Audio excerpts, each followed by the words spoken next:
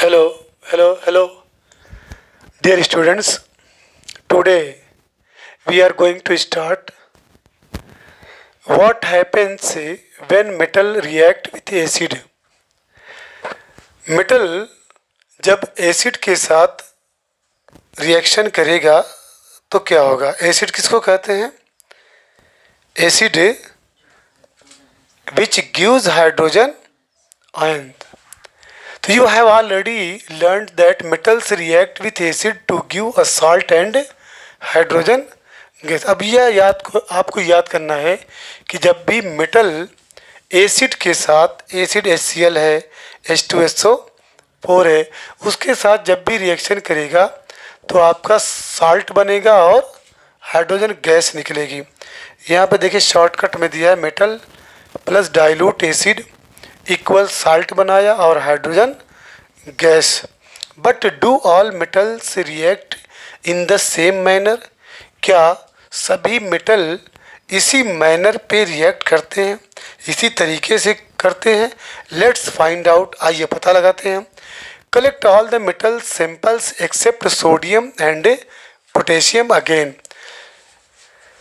Sample ले लीजिए metal का सिवाय सोडियम और पोटेशियम के. सोडियम और पोटेशियम को छोड़ करके बाकी का सैंपल दोबारा आप लीजिए.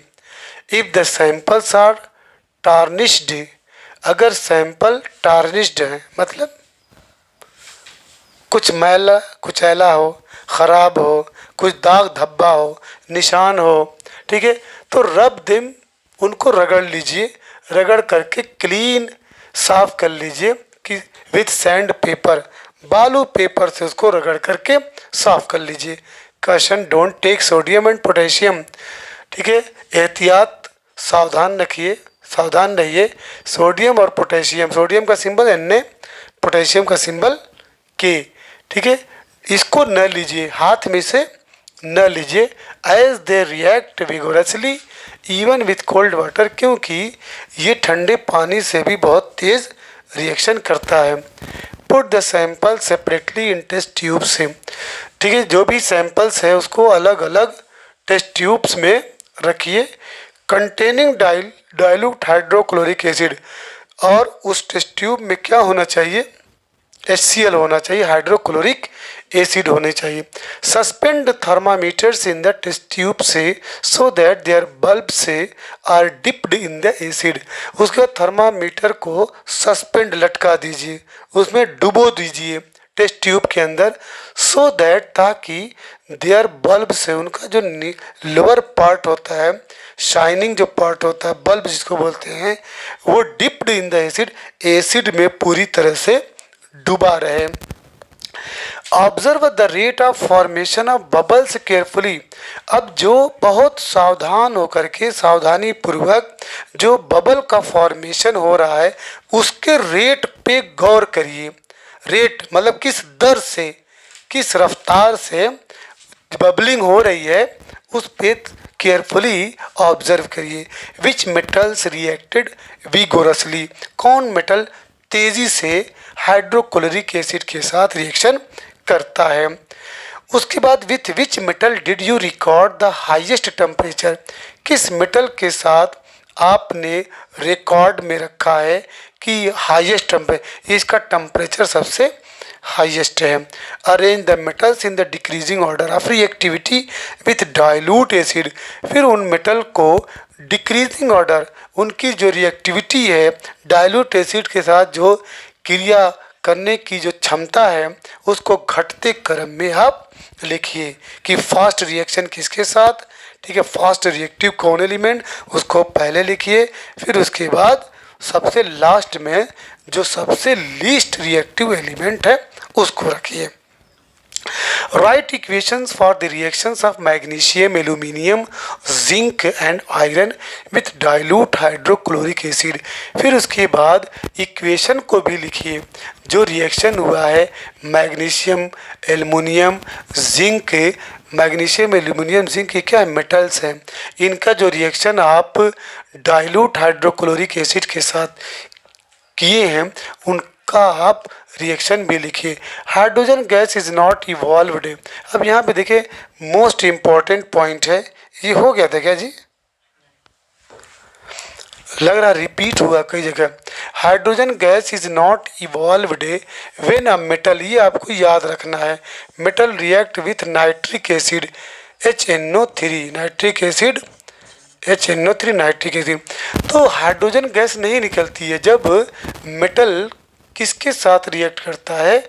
नाइट्रिक एसिड के साथ। क्यों? इट इज़ बिकॉज, वजह ये है कि HNO3 is a strong oxidising agent. ये नाइट्रिक एसिड आपका क्या है? वो स्ट्रॉन्ग ऑक्सीडाइजिंग एजेंट है। आपको ऑक्सीडाइजिंग एजेंट मालूम होना चाहिए, एक होता है ऑक्सीडेशन और एक होता है रिडक्शन। मतलब जिसका ऑक्सीडेशन होगा उसको रिड्यूसिंग एजेंट कहते हैं और जिसका रिडक्शन होगा उसको ऑक्सीडाइजिंग एजेंट कहते हैं। ये बहुत डिटेल से आप 11th में पढ़ेंगे, मज़ा आ जाएगा, क्या गजब का चैप्टर है। लेकिन मैथ वाला फ़ायदा उठाएगा, ये पहले बता दे रहा हूँ। जिसको बायो बहुत मजबूत करना है उसको कम से कम 2 महीना 11th की मैथ पढ़ना पड़ेगा। 1 महीना 11th की, 1 महीना 12th की, एकदम उसकी फिजिक्स जो है हलवा हो जाएगी।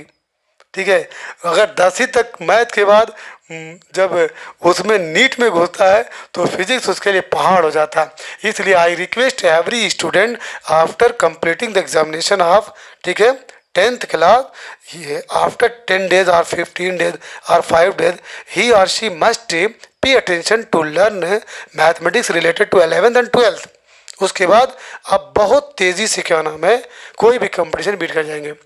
तो because HNO3 is a strong oxidising agent, HNO3 बहुत ही स्ट्रॉन्ग ऑक्सीडाइजिंग एजेंट होता है जिसकी वजह से it oxidises the hydrogen produced to water.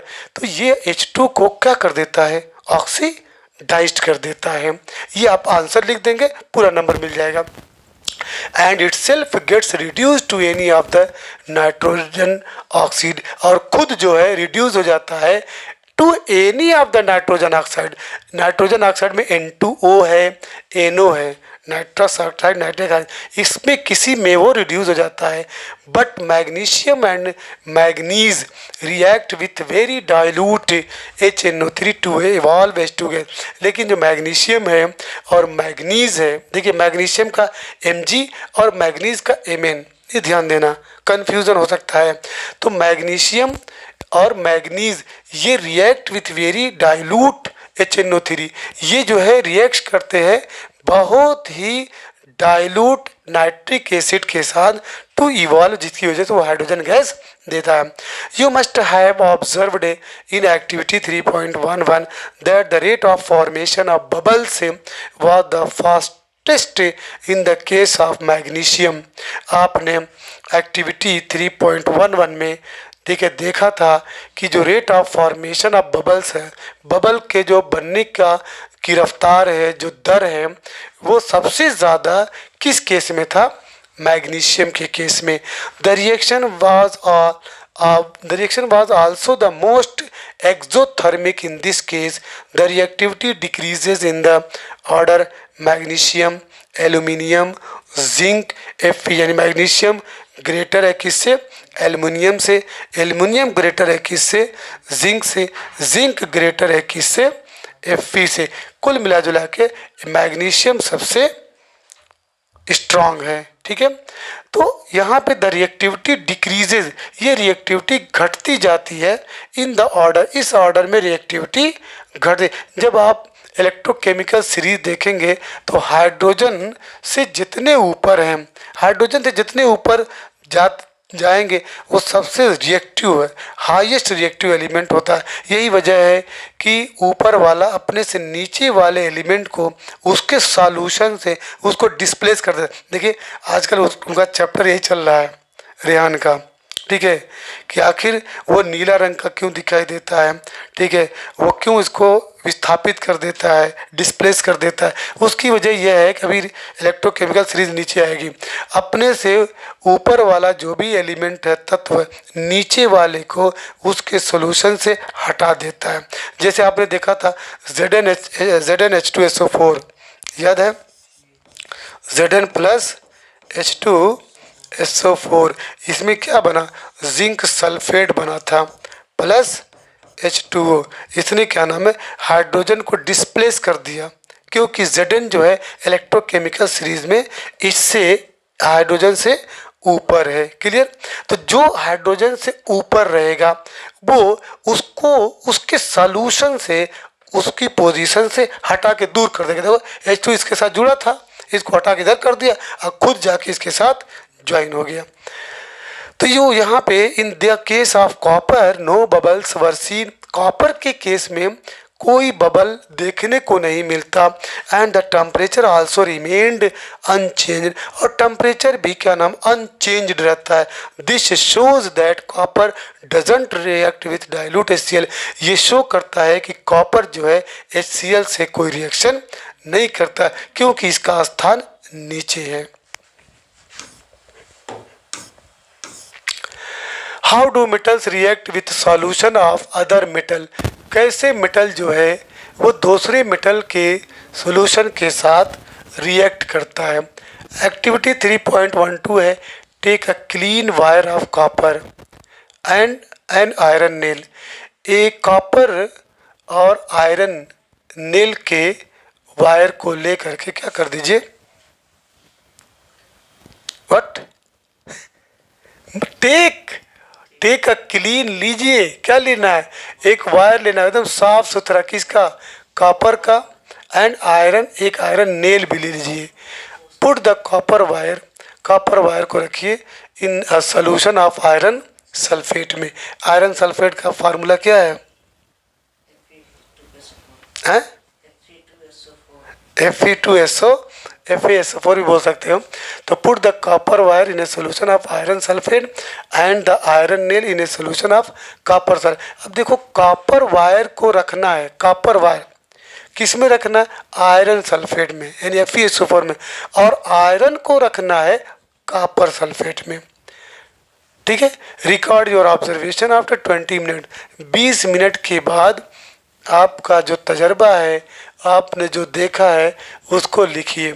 In which test tube did you find that a reaction has occurred, किस टेस्ट ट्यूब में आप देख रहे हैं कि रिएक्शन हो चुका है। On what basis can you say that a reaction has actually taken place, किस बुनियाद पे आप कह सकते हैं कि ये रिएक्शन हकीकत में इसकी वजह से हुआ है। कैन यू री correlate your observation for the activities 3.9, 3.10 and 3.11, क्या आप अपने ऑब्जर्वेशन को कोरिलेट कर सकते हैं, ये जो एक्टिविटी इसमें आपने देखा है। Right a balance chemical equation for the reaction that has taken place, फिर जो भी रिएक्शन हुआ है उसका उस इक्वेशन को आप बैलेंस कर दीजिए। Name the type of reaction, किस टाइप का रिएक्शन है उसका भी नाम बताइए। रिएक्टिव मेटल्स कैन डिस्प्ले, देखिए अब आगे बात, इम्पोर्टेंट बात है, इम्पोर्टेंट बात, वेरी वेरी इम्पोर्टेंट बात, आपके 10th में भी इम्पोर्टेंट है और 10th के बाद 12th में डायरेक्ट ही आएगा। रिएक्टिव मेटल्स कैन डिस्प्लेस, जो रिएक्टिव मेटल्स होते हैं वो डिस्प्लेस कर देते हैं लेस रिएक्टिव मेटल को फ्रॉम देयर कंपाउंड, कंपाउंड की जगह पे आप सॉल्यूशन भी बोल सकते हैं। इन कंपाउंड्स इन सॉल्यूशन और मॉल्टन फॉर्म, मतलब जो रिएक्टिव एलिमेंट्स हैं। देखिए सबसे पहले आपका ऊपर जो सोडियम है, ठीक है, पोटेशियम है, सोडियम है, उसके बाद जैसे जैसे इलेक्ट्रोकेमिकल सीरीज वो ऊपर वाला अपने से नीचे वाले को उसके कंपाउंड से सॉल्यूशन से उसको डिस्प्लेस कर देता है। तो we have seen in the previous section, हमने प्रीवियस सेक्शन में देखा कि all metals are not equally reactive, कि सारे मेटल जो है इक्वली रिएक्टिव नहीं होते। We checked the reactivity of various metal with oxygen, water and acid, इसके साथ हमने उसको चेक किया। But all metals don't react with this reagent, लेकिन सभी मेटल इन रिएजेंट के साथ रिएक्शन नहीं करते। So we were not able to put all the metal samples we had collected in decreasing order of their reactivity. Displacement reactions studied in chapter 1 give better evidence about the reactivity of a metal. It is simple and easy of metal displaces metal B from its solution. It is more reactive than B. चलिए, तो हमने previous section में देखा था कि जितने metals हैं वो बराबर रिएक्टिव के नहीं हैं, कोई कम है कोई ज़्यादा है। हमने उनको उनकी रिएक्टिविटी को, वेरियस मेटल्स की रिएक्टिविटी को चेक किया था, किसके साथ? ऑक्सीजन के साथ, वाटर के साथ और एसिड के साथ। लेकिन सभी मेटल जो हैं don't react with these reagent, इन रिएजेंट के साथ रिएक्शन नहीं करते, इसलिए we are not able to put all the metal, हम उन मेटल को, ठीक है, रखने के लायक नहीं हैं, ठीक है, उन मेटल सैंपल को एक साथ रखने के लायक नहीं। We had collected in decreasing order of their, हमने उनको उनकी जो कैटेगराइज की है एक डिक्रीजिंग ऑर्डर में या इंक्रीजिंग ऑर्डर में। तो displacement reaction studied in chapter 1, हमने चैप्टर 1 में जो डिस्प्लेसमेंट रिएक्शन पढ़ा था वो गिव बेटर एविडेंस, वो एक बहुत अच्छा रिजल्ट देता है किसके बारे में?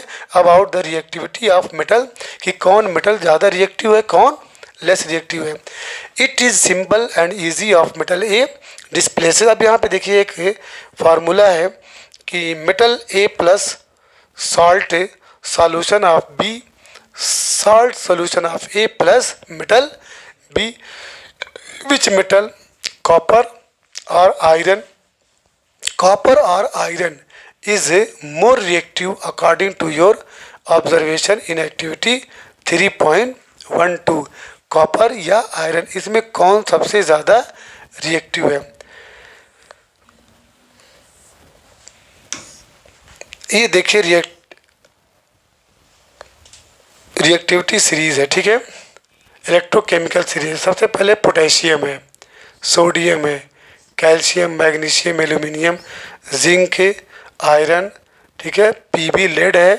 देखिए ये हाइड्रोजन है, हाइड्रोजन से ऊपर जितने हैं वो, ठीक है, ये सबसे मोस्ट रिएक्टिव एलिमेंट है। देखिए कैल्शियम से ऊपर सोडियम है, सोडियम जो है कैल्शियम के मुकाबले में ज़्यादा रिएक्टिव है, ठीक है, इसीलिए ये एलिमेंट अपने से नीचे वाले को उसके सॉल्यूशन से विस्थापित कर देता है।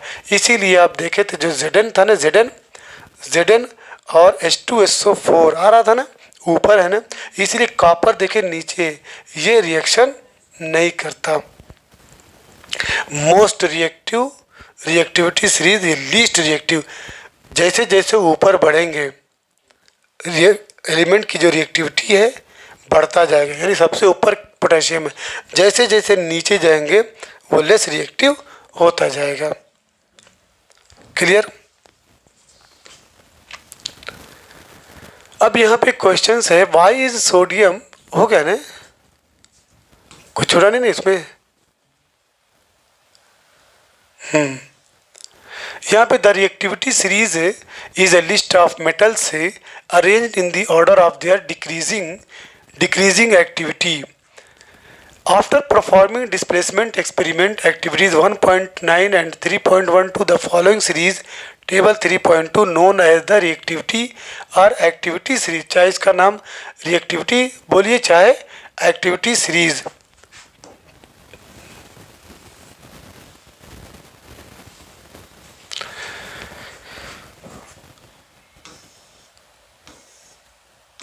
पहला क्वेश्चन है कि why is sodium kept immerse in kerosene oil.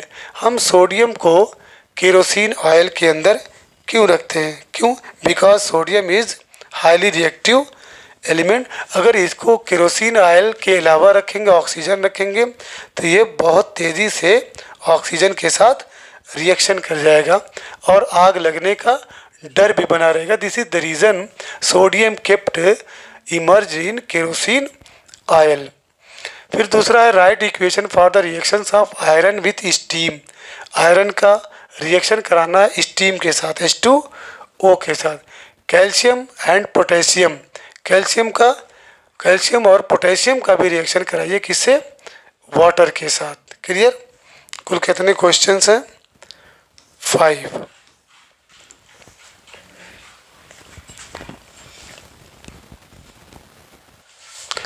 तो पहला क्वेश्चन है why is sodium kept emerged in kerosene oil. Sodium को केरोसिन ऑयल के अंदर क्यों रखा जाता है? उसकी वजह है कि because sodium is highly reactive element so it is kept immerse in kerosene oil. दूसरा ये भी लिख सकते हैं कि इफ केप्ट ओपन, अगर इसको हम खुले में रख देंगे तो it will react with oxygen, ये ऑक्सीजन के साथ क्या कर लेगा, रिएक्ट कर लेगा to explore and catches fire. जब ऑक्सीजन के साथ रिएक्ट करेगा तो आग लग सकती है। क्लियर। उसके बाद क्वेश्चन नंबर 2 है, right equation for the equation reaction of iron with steam, steam के साथ रिएक्शन। चलिए क्वेश्चन नंबर 2 है बच्चों कि right equations for the reactions iron with steam, मतलब आयरन का आप स्टीम के साथ रिएक्शन करा रहे हैं। फिर दो सेकंड है calcium and potassium with water. तो Fe आयरन का स्टीम के साथ Fe प्लस H2O क्या बनेगा, Fe3O4 मैग्नेटिक ऑक्साइड, ठीक है। अब प्लस हाइड्रोजन, जब बैलेंस करेंगे तो यहाँ पे कितना है, Fe3 है तो पहले 3 से मल्टीप्लाई कर देंगे तो आयरन बैलेंस हो गया, आयरन बैलेंस हो गया। उसके बाद ऑक्सीजन 4 है तो ऑक्सीजन 4 है तो यहाँ पे 4 से मल्टीप्लाई करेंगे तो 4 ऑक्सीजन हो गया, लेकिन हाइड्रोजन कितना हो गया, 8 हो गया तो यहाँ पे 4 से मल्टीप्लाई कर देंगे। फिर उसके बाद कैल्शियम का रिएक्शन किससे कराना है, वाटर के साथ। तो calcium plus H2O, calcium plus, तो मिला क्या, कैल्शियम हाइड्रोक्स CaOH का ट्वाइस प्लस हाइड्रोजन, क्योंकि सारा मेटल है, ठीक है। फिर यहाँ पे बैलेंस करिए, हाइड्रोजन कितना है, यहाँ पे 2 है और यहाँ पे 2 है तो 2 हाइड्रोजन 4 हो गया तो 2 से मल्टीप्लाई कर देंगे तो 2 2 ज़ा 4। ऑक्सीजन कितना है, 2 है तो यहाँ पे ऑक्सीजन ऑलरेडी 2 है। फिर उसके बाद पोटेशियम का वाटर के साथ तो K plus H2O equal to KOH, potassium hydroxide. अब यहाँ पे पोटेशियम हाइड्रोक्साइड बना, हाइड्रोजन कितना है, यहाँ पे 1 है, यहाँ पे 2 है, 3 है, बैलेंस नहीं हो रहा है। 2 से मल्टीप्लाई करेंगे तो ये 4 हाइड्रोजन हो जाएगा, यहाँ पे 2 से मल्टीप्लाई करेंगे तो हाइड्रोजन 2 2 4 हो जाएगा। पोटेशियम में 2 से मल्टीप्लाई करेंगे तो पोटेशियम आपका बैलेंस हो जाएगा। क्लियर। अब इसके बाद क्वेश्चन नंबर 3 से 4 5 इसको कल पढ़ा जाएगा, ठीक है। चलिए